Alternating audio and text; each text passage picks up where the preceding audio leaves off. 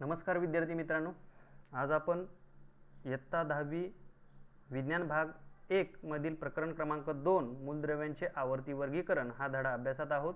आता यामध्ये आपण आधुनिक आवर्ती नियम मॉडर्न पिरियोडिक लॉ म्हणजे काय हे आपण बघणार आहोत। याआधी आपण बघितलं की मेंडेलीवने काय केलेलं होतं की मेंडेलीवने सुद्धा आवर्त सारणी एक तयार केलेली होती।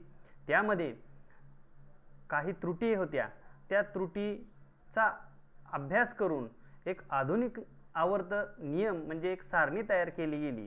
आता ती कोणती आहे तर ते आता आपण काय करणार आहोत बघणार आहोत।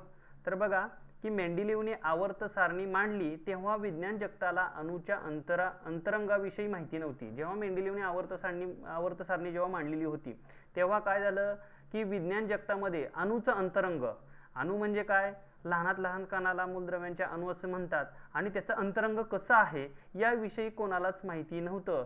तेव्हा नंतर मेंडेलीवने आवर्त सारणी मांडल्यानंतर इलेक्ट्रॉनचा शोध लागला आणि हा इलेक्ट्रॉनचा शोध लागल्यावरती अणूमधील इलेक्ट्रॉनची संख्या व अणुअंक यांच्यातील संबंधांचा वेध वैज्ञानिक घेऊ लागले।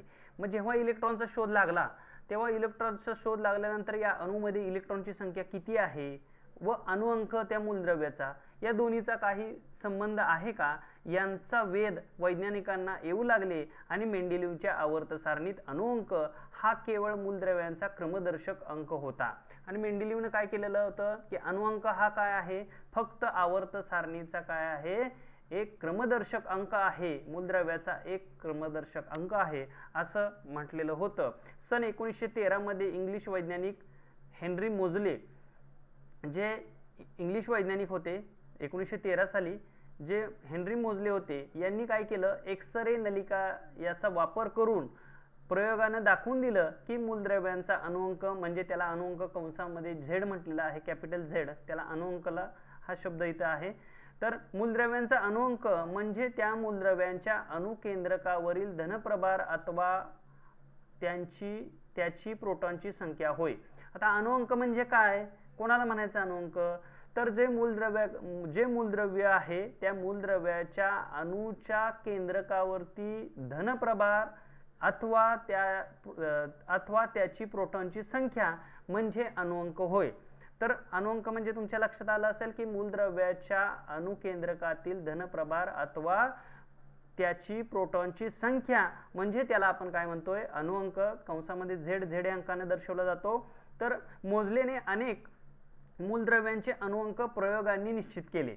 मोझलेने काय केलं की अनेक मूलद्रव्यांचा अभ्यास केला आणि अणुअंक काय केलं, निश्चित केलं प्रयोगाने। अणुअंक प्रत्येक मूलद्रव्याचा अणुअंक काय केला, निश्चित केला।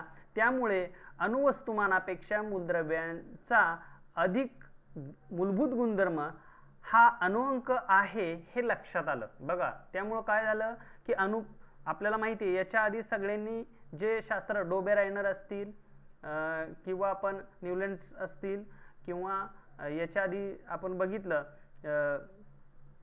की मेंडेलीव असेल, या सगळ्यांनी काय केलं होतं, अणुवस्तुमान हा पकडलेला होता, म्हणजे पाया हा आहे की अणुवस्तुमानाच्या चढत्या क्रमाने मांडणी केलेली होती। पण मोझले यांनी काय केलं, इंग्लिश शास्त्रज्ञ म्हणजे मोझले होते, यांनी काय म्हटलं की जे अणुवस्तुमानापेक्षा मूलद्रव्यांचा अधिक जो गुणधर्म आहे, मूलभूत जो गुणधर्म आहे तो कशाशी अणुअंक आहे हे लक्षात आले।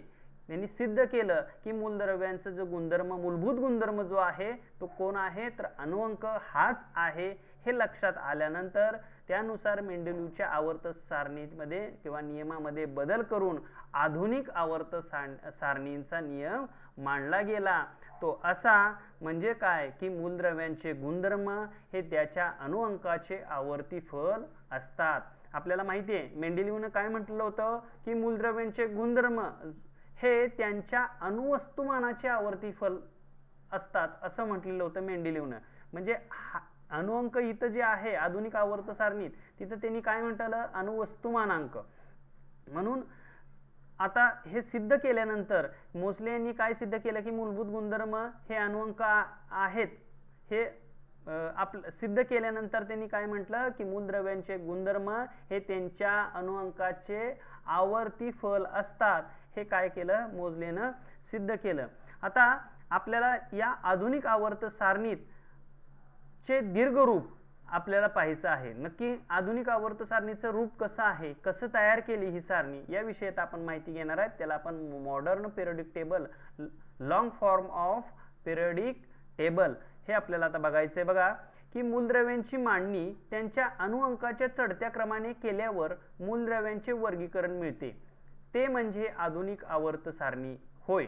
बघा थोडक्यात एक छोटी व्याख्या केलेली आहे. आधुनिक आवर्त सारणी म्हणजे काय की मूलद्रव्यांची मांडणी त्यांच्या अणुअंकाच्या चढत्या क्रमाने केल्यावर मूलद्रव्यांचे वर्गीकरण मिळते, ते म्हणजे आधुनिक आवर्ती सारणी होय.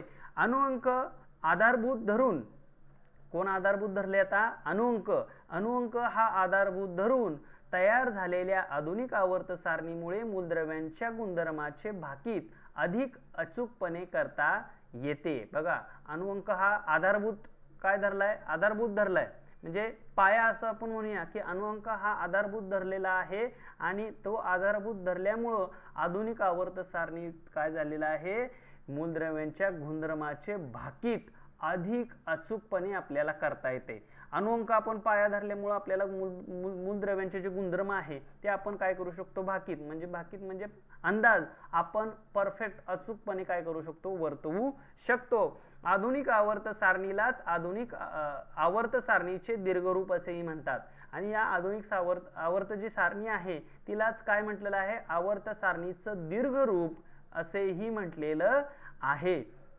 आता आधुनिक सारणीमध्ये मूलद्रव्यांची मांडणी त्यांच्या अणुअंक Z नुसार केलेली आहे. आता मांडणी आपण ह्याच्या आधी आपण सगळ्यांनी केलेली बघितली ती अणुवस्तुमानांकाच्या चढत्या क्रमाने केलेली होती. मात्र आधुनिक आवर्त सारणीमध्ये मांडणी कशी केलेली आहे, मूलद्रव्यांची अणुअंकाच्या चढत्या क्रमाने मांडणी केलेली आहे. आता आपल्याला तक्ता क्रमांक बघा 2.7 सांगितलेला आहे, आधी तो बघूया.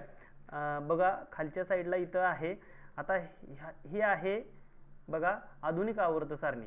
आता आपल्याला माहिती आहे हे सगळे मूलद्रव्य म्हणजे हायड्रोजन, लिथियम, बेरियम हे सगळे मूलद्रव्य आपल्याला कॅपिटल मध्ये दाखवलेले आहेत आणि जे डाव्या साईडला इथं दाखवलेले आहेत बघा, हे अंक 1, इथं 2, 3, 4, 5 हे अणुअंक आहेत आणि खाली जे दाखवलेले आहेत बघा 1.008, 6.94 हे काय आहेत, अणुवस्तुमानांक आहेत, लक्षात घ्या.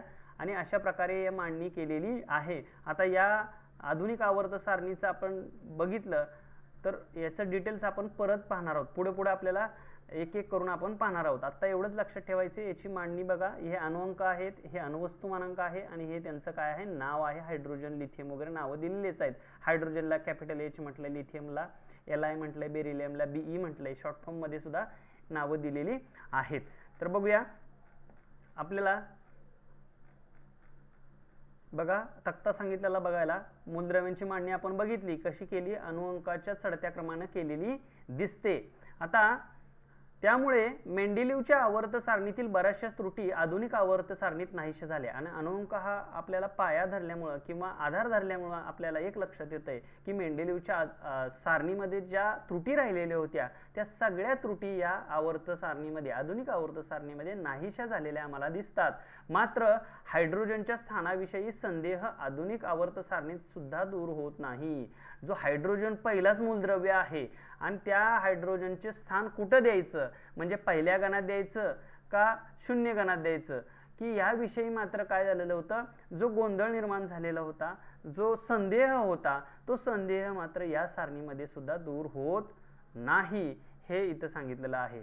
तर आता आपल्याला असं म्हटलंय, आपण मागील इयत्तामध्ये पाहिले आहे की अणूमधील इलेक्ट्रॉन हे केंद्रकाभोवतीच्या कवचामध्ये ज्या प्रकारे वितरित केलेले असतात ते इलेक्ट्रॉन स्वरूपन त्यांच्या एकूण संख्येवरून ठरते आणि अणूमधील इलेक्ट्रॉनची एकूण संख्या ही अणुअंका इतकीच असते. आता इयत्ता 9वी मध्ये तुम्ही शिकला असेल की इलेक्ट्रॉनचं स्वरूपन कसं केलं जातं. तर त्याच्यात सांगितलंय की ते स्वरूपन करत असताना अणुअंक जेवढा असणार आहे त्या अणुअंका इतकेच काय असणार आहेत, ते इलेक्ट्रॉन त्या अणुकेंद्रकाभोवती असणार आहेत, कवचामध्ये असणार आहेत. म्हणजे पहिलं कवच, दुसरं, पहिल्या कवचामध्ये 2 इलेक्ट्रॉन, दुसऱ्यामध्ये 8, तिसऱ्यामध्ये, मग अशा प्रकारे कवच असतात, हे तुम्ही शिकलेला आहात. म्हणजे अणुअंकात जेवढा अणुअंक असेल तेवढेच काय असणार आहेत, इलेक्ट्रॉनची संख्या असणार आहे, हे इथं सांगितलेलं आहे. मूलद्रव्यांचा अणुअंक व त्यांचे इलेक्ट्रॉन स्वरूपन यांच्यातील संबंध आधुनिक आवर्ती सारणीमध्ये स्पष्ट दिसून येतो. आता काय सांगितलंय की मूलद्रव्यांचा अणुअंक आणि त्यांचे इलेक्ट्रॉन जे स्वरूपन आहे ते आपल्याला आधुनिक आवर्त सारणीमध्ये स्पष्ट दिसून येते. म्हणजे ह्यांचा दोघांचा संबंध आपल्याला स्पष्टपणे या आधुनिक आवर्ती सारणीमध्ये पाहायला मिळतोय. आता इथं बघा जरा डोकं चालवा असं म्हटलेलं आहे की आधुनिक आवर्त सारणीमधील मूलद्रव्यांच्या जागावरून, जसं कोबाल्ट काय म्हटलंय 59 हा कोबाल्ट दिलेला आहे इथं आणि निकेल किती आहे 59 आहे. यांच्या स्थानासंदर्भात मेंडेलीवच्या आवर्त सारणीत असलेले प्रश्न आधुनिक आवर्त सारणीत कसा सुटला. आता हे दिलेले होते 59 कसा सुटला तर आपण जरा सारणीच बघूया कोबाल्ट आणि ह्याचा निकेलचा. तर बघूया बघा आता कोबाल्ट हे बघा इथं कोबाल्ट आहे आणि इथं निकेल आहे. आता कोबाल्ट आपण बघतोय 58.933 आणि 58.693 म्हणून इथं 59 दोन्ही अणुवस्तुमानांक दिलेले होते. पण हे जरी अणुवस्तुमान असेल तरी आपल्याला माहिती आहे या आधुनिक आवर्त सारणीमध्ये मूलद्रव्यांची मांडणी कशी केलेली आहे अणुअंकावरून केलेली आहे. मग आम्हाला या कोबाल्टचा 27 अणुअंक मिळाला आणि निकेलचा 28 मिळाला. मग अशा प्रकारे हा प्रश्न जो आहे दोन्हीचं जरी अणुवस्तुमानांक जवळपास असलं किंवा एकसारखं जरी असेल तरी अणुअंकावरून त्यांची काय केलेली मांडणी आम्हाला आधुनिक आवर्त सारणीमध्ये दिसते. त्याच्यामुळे हा प्रश्न आम्हाला इथं मिटलेला दिसतोय.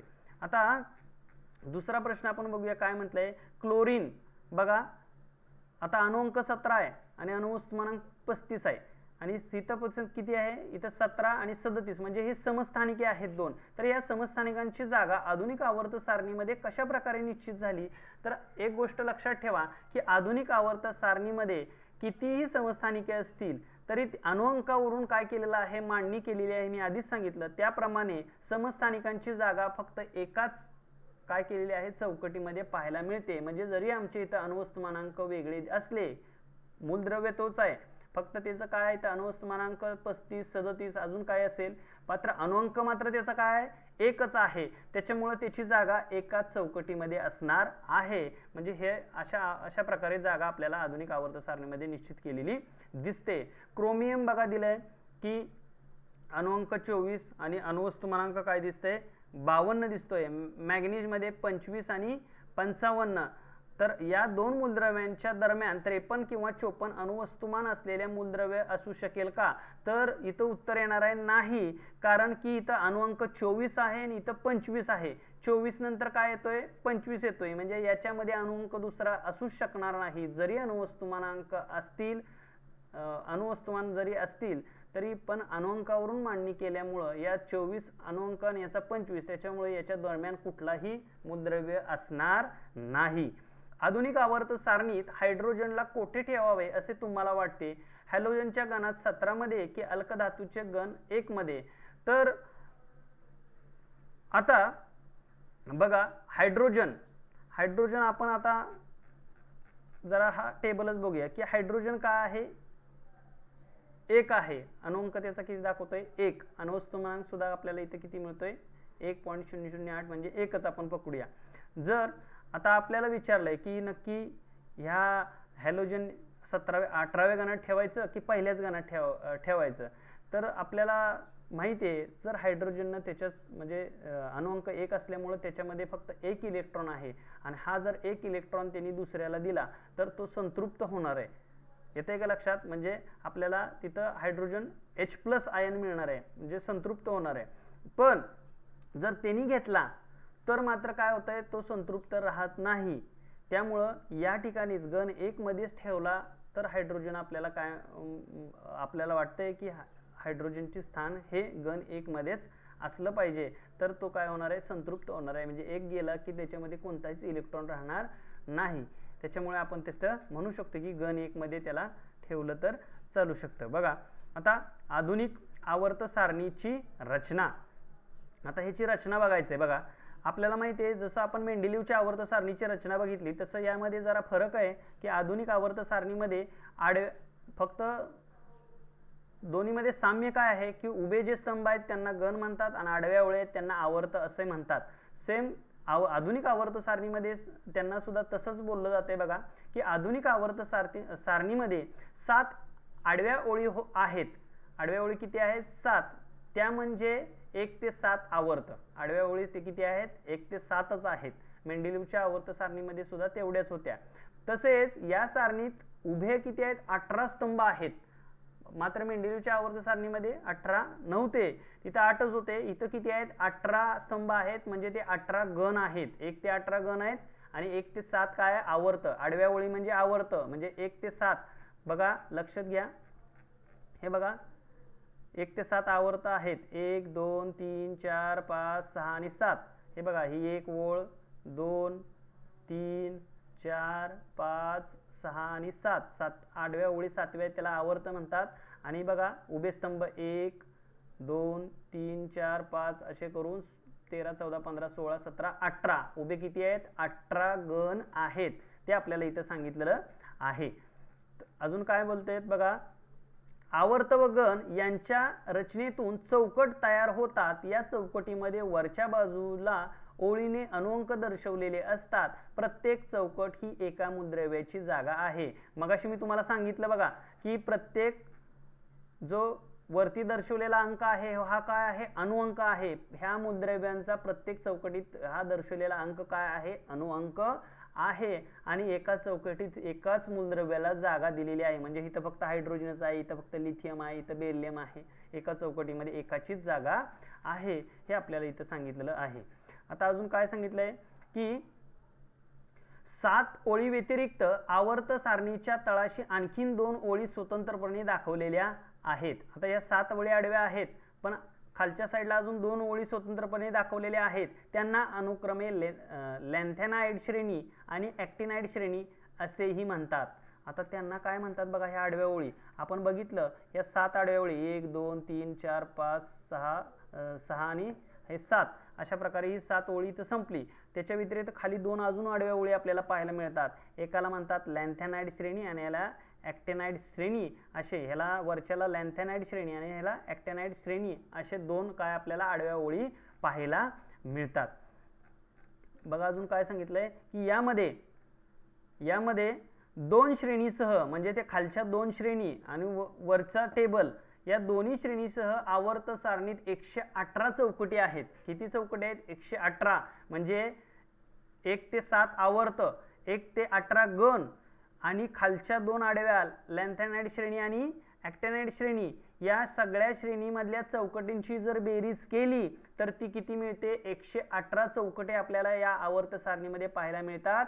म्हणजेच आधुनिक आवर्त सारणीमध्ये प्रत्येक एका चौकटीत एक मूलद्रव्य असल्यामुळे 118 चौकटीमध्ये किती मूलद्रव्य असणार आहेत? तर 118 मूलद्रव्यांना जागा दिलेली आहे. अगदी अलीकडच्या काळात काही मूलद्रव्यांची निर्मिती प्रयोगसिद्ध झाल्यामुळे आता ही आवर्त सारणी पूर्ण भरलेली आहे. बघा अगदी अलीकडच्या काळात काय झालं, काही मूलद्रव्यांची निर्मिती प्रयोगसिद्ध झाल्यामुळे काय झालं, ही आता पूर्ण झालेली आवर्त सारणी. म्हणजे काही नैसर्गिक बघा का असं म्हटलेलं आहे, काही निसर्ग निर्मित मूलद्रव्य आहेत, काही मानव निर्मित मूलद्रव्य आहेत.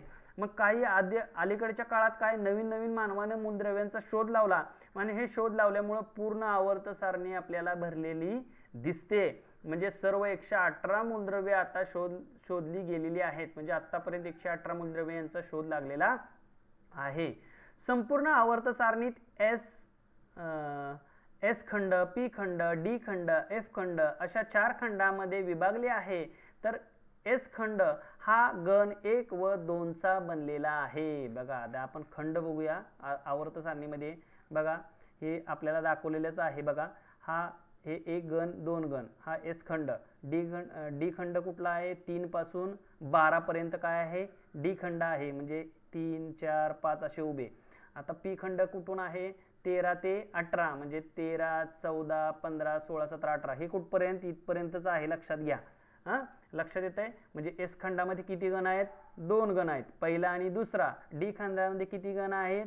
3 पासून 12 गणापर्यंत मूलद्रव्ये येतात. पी खंडामध्ये कुठपर्यंत येतात? बघा 13 गण ते 18 गण. आणि राहिलेला एक एफ खंड आहे, जो आपण खाली 2 आडवे आवर्त आहे त्याला म्हणतो लॅन्थेनाइड श्रेणी आणि ॲक्टिनाइड श्रेणी. तर ते दोन खंड जे आहेत ते एफ खंडामध्ये दाखवलेले आहेत. आता त्याचीच माहिती आता आपण इथं बघणार आहोत. बघा की बघा एस खंड, पी खंड, डी खंड आणि एफ खंड अशा प्रकारे 4 खंडामध्ये विभागली आहे आवर्त सारणी. आणि एस खंड हा गण 1 व 2 यांचा बनलेला आहे. गण 13 ते गण 18 आपण बघितलं आता पी खंडामध्ये येतात. गण 3 ते गण 12 म्हणजे डी खंड. बघा आता आपण बघितलं 3 ते 12 डी खंड, 13 ते 18 पी खंड. तर तळामध्ये लॅथॅनाइड आणि ॲक्टॅनाइड जे श्रेणी आहे त्या एफ खंडामध्ये येतात. ते आता मी तुम्हाला दाखवलं. डी खंडातील मूलद्रव्यांना संक्रमक मूलद्रव्य म्हणतात. जे डी खंड आहे त्यांना कसले म्हणतात? संक्रमक मूलद्रव्य. मग डी खंडामध्ये कोण कोण येतं? तर 3 ते 12 जे गण उभे आहेत ते कसले आहेत? संक्रमक मूलद्रव्य आहेत. म्हणजे आता बघूया डी खंड कुठं आहे? तर 3 ते 12 म्हणजे 1 म्हणजे 3 4 5 6 असे 12. तर यांना कसे म्हणतात? संक्रमिक मूलद्रव्य आहेत. म्हणजे हे सगळे हे जे आहेत हे कसली मूलद्रव्य आहेत? संक्रमिक मूलद्रव्य आहेत. तर बघा आता आपल्याला असं म्हणू पुढं बघा काय म्हटलंय की आवर्त सारणीच्या पी खंडामध्ये एक नागमोडी रेषा दर्शवता येते. पी खंडामध्ये कशी आहे? नागमोडी सारखी एक रेषा दर्शवलेली आहे. या नागमोडी रेषेच्या साहाय्याने मूलद्रव्याचे पारंपरिक 3 प्रकार आधुनिक आवर्त सारणीमध्ये स्पष्ट दिसतात. आणि या रेषेवरून नागमोडी रेषा आहे त्याने आपल्याला काय दर्शवते? तर पारंपरिक 3 प्रकार आपल्याला या आधुनिक आवर्त सारणीमध्ये स्पष्ट दिसतात. 3 प्रकार कोणकोणते आहेत ते आपण बघणार आहे. तर नागमोडी रेषेच्या किनाराचे म्हणजे धातू सदृश्य मूलद्रव्य आहेत. म्हणजे त्या नागमोडी जे दाखवलेली आहे रेषा त्याच्या लगतचे कसले आहेत मूलद्रव्य? तर ते धातू सदृश्य मूलद्रव्य आहेत. तर नागमोडी रेषेच्या डाव्या बाजूला सर्व धातू तर उजव्या बाजूला अधातू आहेत. तर आता बघूया आपण काय म्हटलंय. नागमोडी रेषा कुठं आहे? तर बघा ही नागमोडी रेषा ही दाखवलेली आहे. आता या नागमोडी रेषामध्ये हे दिसतंय बघा. हे बघा बोरॉन, सिलिकॉन, जर्मेनियम, आर्सेनिक, नंतर अँटिमोनी आणि पोलोनियम हे जे आहेत हे जे दिसतात निळ्यासारखे बघा 1 2 3 4 5 6 7 हे धातू सदृश्य मूलद्रव्य आहेत. कशी मूलद्रव्य आहेत? धातू सदृश्य मूलद्रव्य आम्हाला हे पाहायला मिळतात.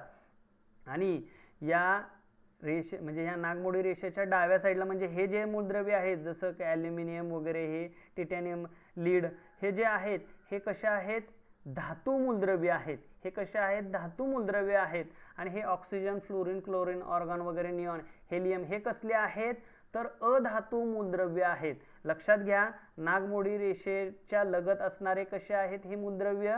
ही धातू सदृश्य आहेत. ती आता मी तुम्हाला सांगितली. नागमोडी रेषेच्या डाव्या साईडला कसले मूलद्रव्य आहेत? तर धातू मूलद्रव्य आहेत. आणि उजव्या साईडला कसे आहेत? अधातू मूलद्रव्य आहेत. हे कोणत्या खंडात आहेत? तर पी खंडामध्ये आपल्याला ही नागमोडी रेषा दिसते. लक्षात घ्या. हेच इथं आपल्याला याची माहिती आता दिलेली आहे. बघा आता आपल्याला बघायचंय की आधुनिक आवर्त सारणीमध्ये मूलद्रव्याचे इलेक्ट्रॉन संरूपण त्याला modern periodic table electronic configuration of element.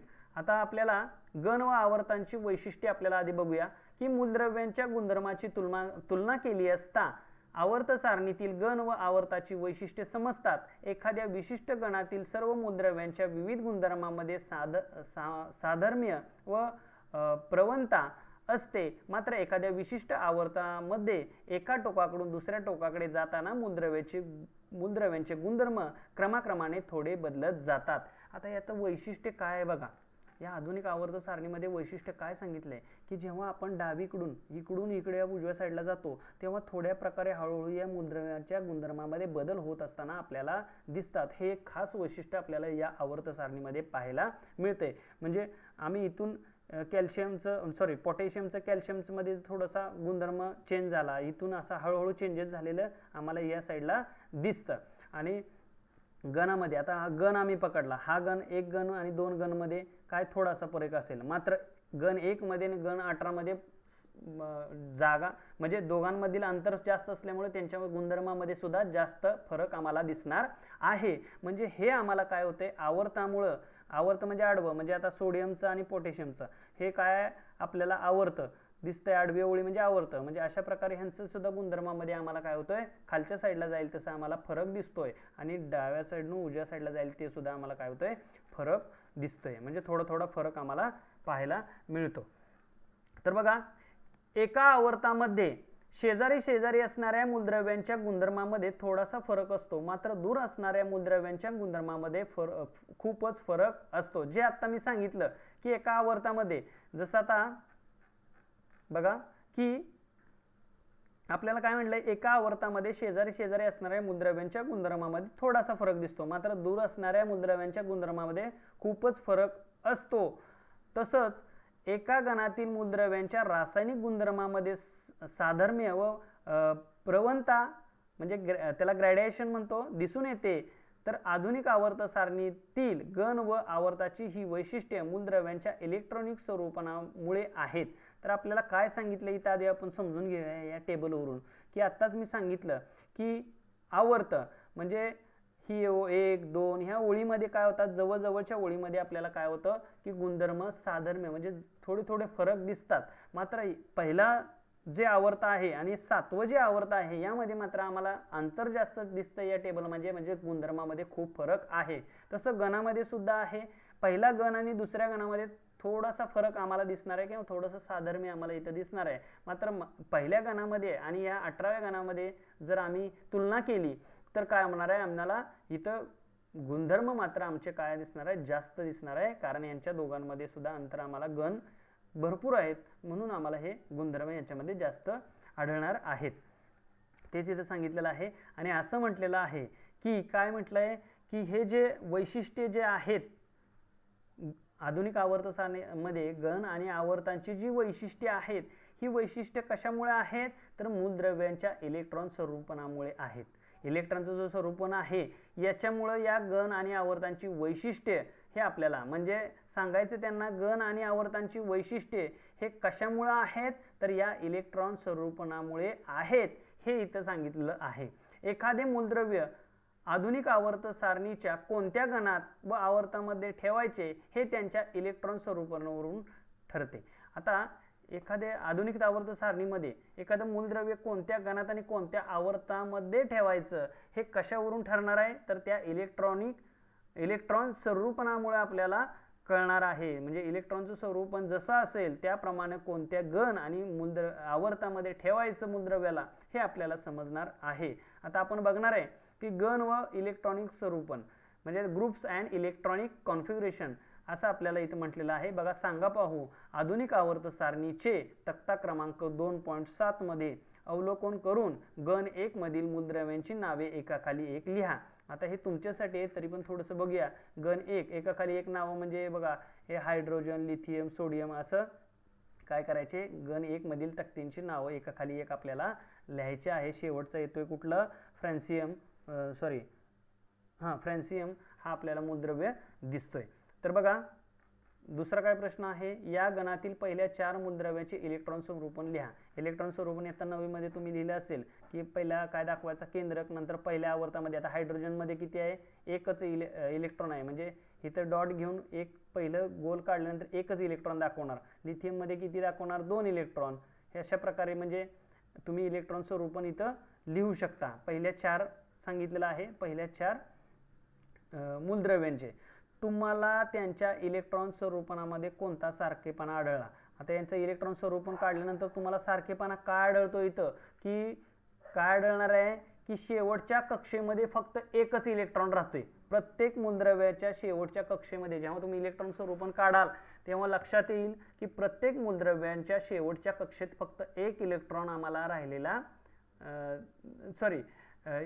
आम्हाला काय दिसणार आहे की प्रत्येक कक्षेमध्ये, जसं आता हायड्रोजनचं इलेक्ट्रॉन स्वरूपण एकच कक्षेमध्ये एकच आहे आणि इथं आपण म्हणणार आहे की काय की 2 येणार आहे परत बाहेरच्या कक्षेमध्ये. म्हणजे आम्हाला काय होणार आहे की बाहेरच्या कक्षेमध्ये आम्हाला काय होणार आहे, एकच आम्हाला इथे इलेक्ट्रॉन राहिलेला दिसणार आहे. बघा, जेव्हा तुम्ही इलेक्ट्रॉन स्वरूपण काढाल तेव्हा तुमच्या लक्षात येईल की बाह्यतम कक्षेमध्ये आम्हाला किती, एक इलेक्ट्रॉन राहिलेला दिसणार आहे. नंतर तुम्हाला त्यांच्या इलेक्ट्रॉन स्वरूपण सारखेपणा आत्ताच झाला तो आढळला का, तर आपल्याला तुम्हाला त्यांच्या इलेक्ट्रॉन स्वरूपणात कोणता सारखेपणा आढळला, तर सारखेपणा असं म्हणायचं की आम्हाला बाह्यतम कक्षेमध्ये काय आहे की एक इलेक्ट्रॉन आढळतो, हा सारखेपणा आम्हाला इथं आढळला. या 4 मूलद्रव्यांच्या प्रत्येकी किती संयोजी इलेक्ट्रॉन आहेत. आता हे 4 मूलद्रव्यांचे जे आहेत म्हणजे हायड्रोजन, लिथियम, सोडियम आणि पोटॅशियम यांच्या काय म्हटलेलं आहे की किती संयोजी इलेक्ट्रॉन आहेत. आता संयोजी इलेक्ट्रॉन किती आहेत, तर आपण बघितलं जेव्हा आपण काढणार आहे इलेक्ट्रॉन स्वरूपात तेव्हा तुम्हाला शेवटच्या कक्षेमध्ये किती इलेक्ट्रॉन राहतात त्याला आपण संयोजी इलेक्ट्रॉन म्हणतो, त्याप्रमाणे आपण तिथं सांगू शकतो. बघा आता असं म्हटलंय तुम्हाला दिसेल की एकच इलेक्ट्रॉन राहतो संयोजी इलेक्ट्रॉन, तर तेच इथे सांगितलंय तुम्हाला दिसेल की घन एक म्हणजेच अल्कधातूंच्या कुलांमधील सर्व मूलद्रव्यांच्या संयुजा इलेक्ट्रॉनची संख्या समान आहे. बघा इलेक्ट्रॉनची संयुजा कशा आहे तर समान आहे, एक गणामध्ये कशी आहे समान आपल्याला संयुजा इलेक्ट्रॉन दिसते. तसेच दुसऱ्या कोणत्याही एका गणातील मूलद्रव्ये पहिली तर त्यांच्या संयुजाची इलेक्ट्रॉनची संख्या समान असल्याचे तुम्हाला दिसेल. म्हणजे दुसऱ्या कोणत्याही गणात तुम्ही मूलद्रव्ये पाहिली, बघा की दुसऱ्या आता पहिला गण बघितला एका गणातील, तर त्यांची आपल्याला इलेक्ट्रॉनची संयुजा ही समान दिसणार आहे. म्हणजे यांना काय म्हणायचे लक्षात घ्या की इथं समजा एक राहत असेल बाह्यतम कक्षेत म्हणजे सगळ्यात बाहेरच्या कक्षेमध्ये इथं एक इलेक्ट्रॉन सगळीकडे राहत असेल तर इथं 2 राहणार, इथं 3 राहणार, इथं 4 राहणार, 5 राहणार, येते लक्षात. अशा प्रकारे काय आहे प्रत्येक गणामध्ये सारखे संयुज इलेक्ट्रॉन संयुजा आम्हाला दिसणार आहेत. संयुजा म्हणजे काय, बाह्यतम कक्षेमध्ये असणारे इलेक्ट्रॉन त्याला काय म्हणतात संयुजा. म्हणजे याच्या बाह्यतम कक्षेत एक इलेक्ट्रॉन राहिला या मूलद्रव्यामध्ये तर याची संयुजा किती आहे 1 इलेक्ट्रॉन, याची किती संयुजा 2 इलेक्ट्रॉन, 3 इलेक्ट्रॉन. अशा प्रकारे इथं आपल्याला ही माहिती सांगितलेली आहे.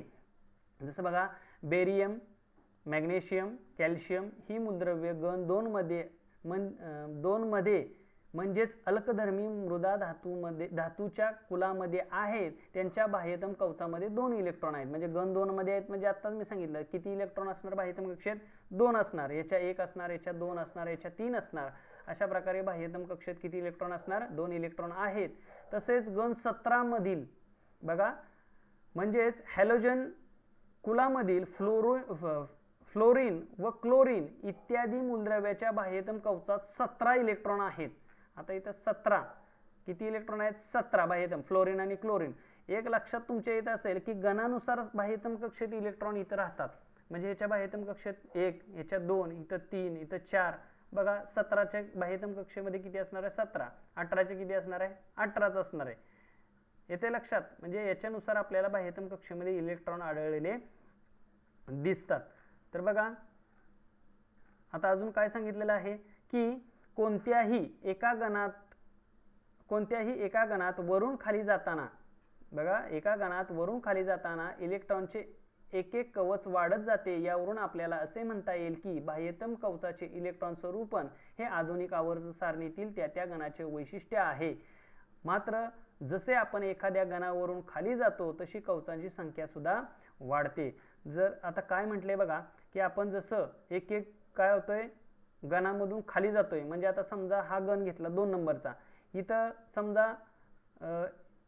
समजा एक कवच असेल तर इथं कसं किती असणार आहे 2, इथं 3 कवच, 4, 5, 6. म्हणजे इलेक्ट्रॉनच्या केंद्रकाभोवती जी आपण रिंग काढतो 1 रिंग 2 रिंग ते कवच, तर इथं एकच असणार आहे, इथं 2 असणार आहे, इथं 3 असणार आहे. म्हणजे गणात एका कुठल्याही गणामध्ये जसं आपण एक एक मूलद्रव्य खाली जात जाऊ चौकटीमध्ये खाली जात जाऊ तशी काय होते कवचांची संख्या वाढते. म्हणजे काय होतं की आपल्याला बाह्यतम कक्षामध्ये जे इलेक्ट्रॉनचे स्वरूपन आहे ते वाढताना दिसतंय. हेच काय आहे वैशिष्ट्य आधुनिक आवर्त सारणीचं आपल्याला पाहायला मिळतंय. हेच एक खास वैशिष्ट्य आम्हाला इथं पाहायला मिळतंय. आता माहित आहे का तुम्हाला असं म्हटलेलं आहे की अणुअंक 92 बघा काय म्हटलंय की अणुअंक 92 असलेल्या युरेनियम ह्या मूलद्रव्यानंतरची सर्व मूलद्रव्य अणुअंक 93 तर 118 ही मानवनिर्मित आहेत. ही सर्व मूलद्रव्ये किरणोत्सारी व अस्थायी असून त्यांचे आयुष्यमान खूप कमी आहे. 92 हा कसा आहे मूलद्रव्य म्हणजे युरेनियम जो 92 त्याचा अणुअंक आहे. ह्याच्यानंतरची जी मूलद्रव्ये आहेत 93 ते 118 ही सगळी मानवनिर्मित आणि किरणोत्सारी मूलद्रव्ये आहेत ज्यांचं आयुष्यमान खूप कमी आहे. ही माहिती आपल्याला सांगितली. म्हणजे आम्ही असं म्हणू शकतो की 1 ते 92 कसे आहेत निसर्ग निर्मित आहेत आणि 93 ते 118 कसे आहेत मानव निर्मित मूलद्रव्य आहेत. आता आधुनिक आवर्त सारणीत आपल्याला बघा काय सांगितलंय की मूलद्रव्य त्यांच्या चढत्या अंकाप्रमाणे मांडलेली आहेत. मूलद्रव्य कशी केलेली आहेत? त्यांच्या चढत्या अनुक्रमांकाने त्याची मांडणी केलेली आहे. शिवाय उभ्या स्तंभांना गण म्हणतात. ते एकूण गण 18 आहेत. एका गणातील मूलद्रव्यांचे रासायनिक गुणधर्म यामध्ये सामर्थ्य व प्रणवता आढळते. म्हणजे ह्या गणामध्ये काय होणार आहे? आम्हाला एकसारखे गुणधर्म रासायनिक आढळणार आहेत. त्यांचे साधर्म्य आम्हाला या गणामध्ये साधर्म्य यामध्ये अशा प्रकारे आम्हाला इथं म्हणजे एकसारखेपणा आम्हाला इथं जाणवणार आहे, दिसणार आहे. तिसरं सांगितलंय आडव्या ओळींना आवर्त म्हणतात. ते 7च असतात आहेत आणि एका आवर्तामधून एका टोकाकडून दुसऱ्या टोकाकडे जाताना मूलद्रव्यांचे गुणधर्म हळूहळू बदलतात. आता याच्यामध्ये गणामध्ये असं साधर्म्य दिसतंय आम्हाला. गणामध्ये म्हणजे यांचे रासायनिक गुणधर्म आम्हाला सारखे दिसणार आहेत प्रत्येकाचे. मात्र जेव्हा आवर्तामध्ये डावीकडून म्हणजे एका टोकाकडून दुसऱ्या टोकाकडे म्हणजे या टोकाकडून या टोकाकडे जात असताना आम्हाला हळूहळू काय होतंय? हे गुणधर्म बदलताना दिसणार आहेत. तेच आम्हाला इथं सांगितलेलं आहे. तर आधुनिक आवर्त सारणी बघा अशा प्रकारे आहेत. जर आम्ही वाचन त्याचं केलं तर समजायला काहीच अवघड नाही. तर आपण जो यानंतरचा जो भाग आहे की आवर्त आणि इलेक्ट्रॉनिक स्वरूपन हे कशा प्रकारे आहे त्याचा आपण अभ्यास काय करणार आहोत? पुढील व्हिडिओमध्ये करणार आहोत. तुम्ही याचं परत एकदा वाचन करा, 2-3 वेळा वाचन करा आणि राहिलेला भाग आपण पुढील व्हिडिओमध्ये पाहणार आहोत. आता इथेच थांबूया. धन्यवाद.